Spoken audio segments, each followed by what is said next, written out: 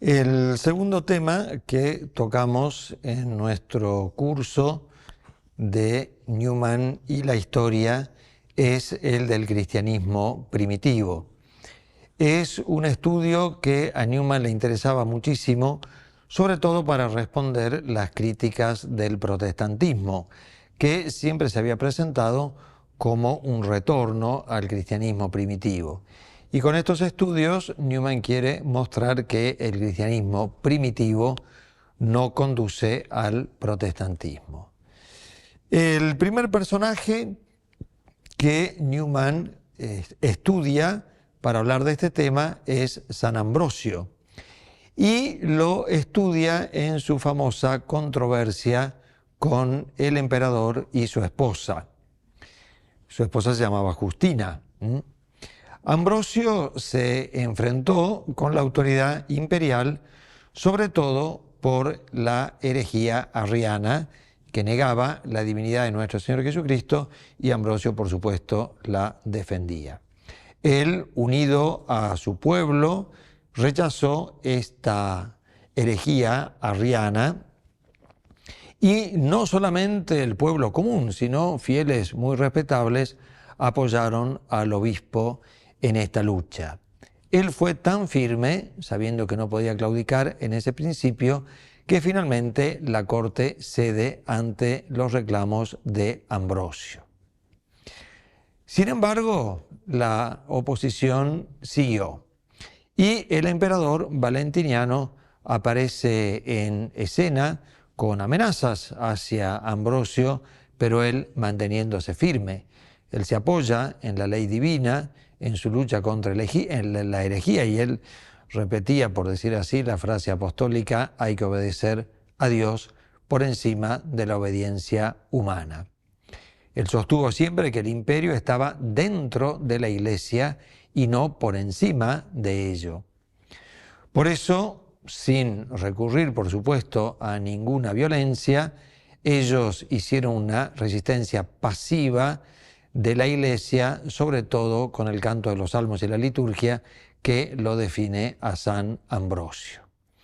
En esta lucha contra la herejía y el poder imperial ocuparon un lugar muy importante los mártires, las reliquias de Gervasio y Protasio, que hicieron un gran milagro y que, por supuesto, Newman muestra que el protestantismo lo rechaza, y sin embargo aquí jugó un papel muy importante. Luego de haber presentado en un estudio muy extenso este testimonio de San Ambrosio oponiéndose al emperador en un tema de fe, cita otro gran padre de la Iglesia, que es San Vicente de Lérins. Newman destaca en él la vehemencia de estos primeros obispos en su defensa de la fe católica. Lo hicieron con todo el corazón. Esa doctrina salvífica era defendida hasta el martirio. Y Vicente de Lérins se presenta como un gran heredero de la tradición católica y escribe un famoso opúsculo en el que quiere mostrar cómo esa tradición ha sido creída siempre y en todo lugar. Es decir, la catolicidad, la universalidad de la fe, a ella la defiende. Los padres de la Iglesia son los testigos de esa tradición. Sin embargo, las miserias humanas de la duda y del cambio amenazan la conservación de esa tradición. Por eso cita 1 Corintios 11:19, donde San Pablo le dice a Timoteo: conserva el depósito que has recibido. Otra historia que Newman trata en este estudio sobre el cristianismo primitivo es la de Apolinar, que lamentablemente al final de su vida cayó en la herejía. Con lo cual muestra Newman que el camino de la verdad doctrinal es angosto en la Iglesia, y a veces, por querer hacer caber dentro de la verdad doctrinal otras ideas, u otros aportes de la ciencia, de la reflexión, se puede caer en el error. La historia de Apolinar lo muestra. En su ascenso y en su caída fue un gran colaborador de San Atanasio en la defensa de la fe contra el arrianismo y, sin embargo, después cayó en la herejía. Y la Iglesia, por más que lo apreciaba por todo lo que había hecho, cumplió con su deber hacia la fe católica, condenando la herejía de Apolinar. Luego Newman habla sobre Joviniano y sus compañeros que eran citados por el protestantismo como precursores de la rebelión contra la Iglesia jerárquica. Newman dice que desde siempre se creyó que el sistema católico era apostólico y la antigüedad no da ningún indicio del sistema escriturístico, es decir, del principio de la sola escritura. Newman dice que en la tradición está lo que se ha recibido oralmente, sin rechazar, por supuesto, esa enseñanza de la Biblia. Solo dice hay un leve indicio de rebeldía en Joviniano y sus dos compañeros. Sin embargo, esa oposición a la Iglesia jerárquica, dice Newman, puede ser explicada muy correctamente y no puede verse en ellos un indicio de la rebeldía que después implicó el protestantismo. Por eso él dice, el cristianismo primitivo no es la religión de Lutero.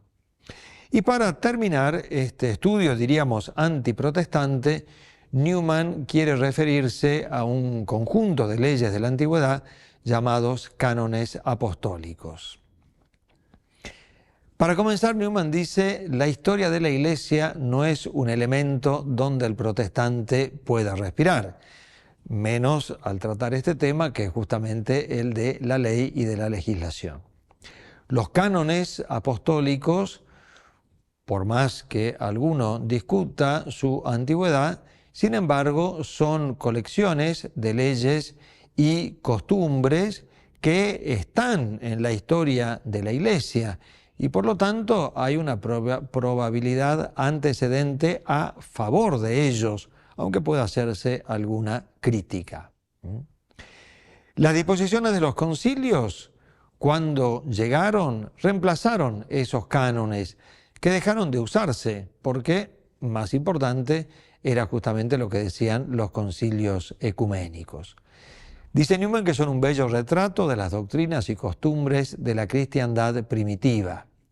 Y si los estudiamos, no hay en él ninguna traza del cristianismo de Lutero. Y acá Newman hace una afirmación muy importante.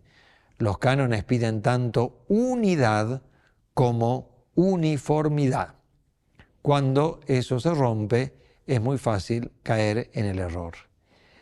Y algo que aparece también en los cánones es que la Iglesia primitiva se distinguía por su carácter sacerdotal, ceremonial y místico, todo lo cual se conserva en la tradición.